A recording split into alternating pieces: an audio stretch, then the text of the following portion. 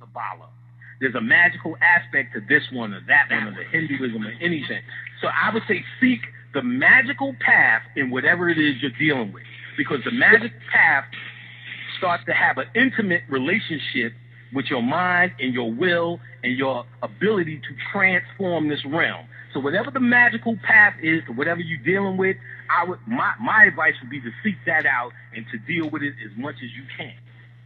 Yes, sir. Yes, sir. Thank you. Thank you. Yes, sir. Go ahead, Carl. Are you finished with your question? Yes, ma'am.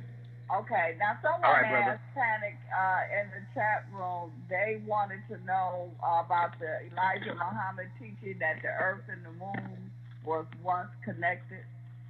Yeah. I mean, I've heard it all with each planet, starting maybe from Pluto, let's just say. We actually lived on those planets. Those were higher frequencies because they were further away from this sun that we see every day. So as we got lower, we lived on Saturn, Jupiter, all of those things. Now, Earth was connected to, the moon was connected to Earth. It's separated. My boy Teferu said he had some information where there was cities and whatnot that those astronauts were talking about that they seen. Not that they went there, that they was able to see. However, they sent some probe up there and was able to see cities and all sorts of things on the moon. So yes, the moon was connected to Earth. I can't remember the guy's name. It's on a tape called The Cross of Hendes. And basically in this Cross of Hendes tape, he's talking about the cross in the sky that forms in 2012, which is on point because if there's a cross in the cosmos, it's a cross in you. And all of this is happening with the Baron Samedi energy, and this cross in the middle point is a gateway. So now, he was saying each 13,000 years, this is a white boy, he was saying each 13,000 years there's an event that happens that changes the yugas. There are 4 yugas. The Hindus believe that these 4 yugas are just recycling energies of the planet. Now, we know as black folks, we in the last yuga, which is called the Kali Yuga. This is the Kali Yuga we in, which is the end time, and there ain't going to be no more. The Hindus, in their religious aspect, think this is going to turn into the next Yuga. Now, each Yuga that he's talking about, there's a worldwide event, which is pole shift. The North Pole's frequency and the South Pole's frequency change. Most of the optimistic white folks are saying that's what's going to happen in 2012.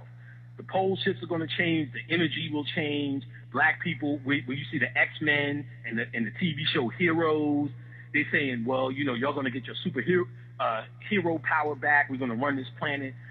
We're getting off this planet. We're getting off this rock. But when this first hit, you had the saber-toothed tiger, the woolly mammoth, and all of those beasts that you see in museums. They roam the planet. When this event hit, this same kind of thing they talk about in 2012, but on a smaller scale, all of these animals became extinct, and there was a whole new reality on this planet.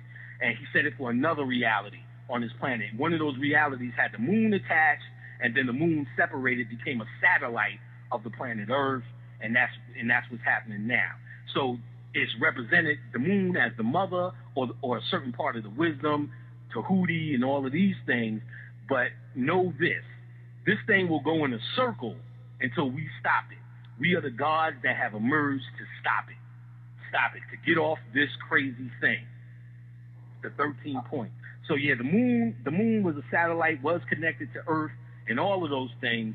But ultimately, like I said, the more the focus should be trying to get off this thing, not discover the mysteries of the moon, which we already dealt with, which is locked in our DNA. When the moon was here, it was in our DNA. We got it already.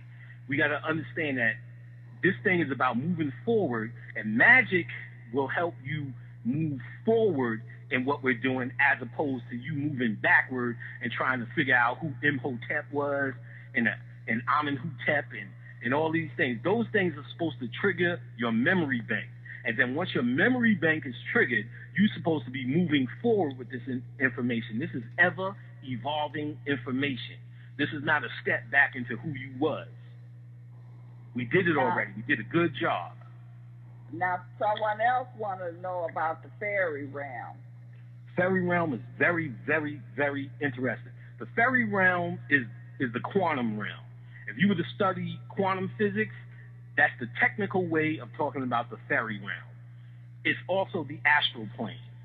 The gnomes, the trolls, and all those things in fairy tales is nothing but description and how the fairy world works.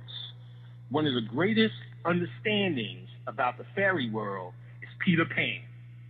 Peter Pan. The dude who wrote that, I can't remember his name, the original one, and they have the original one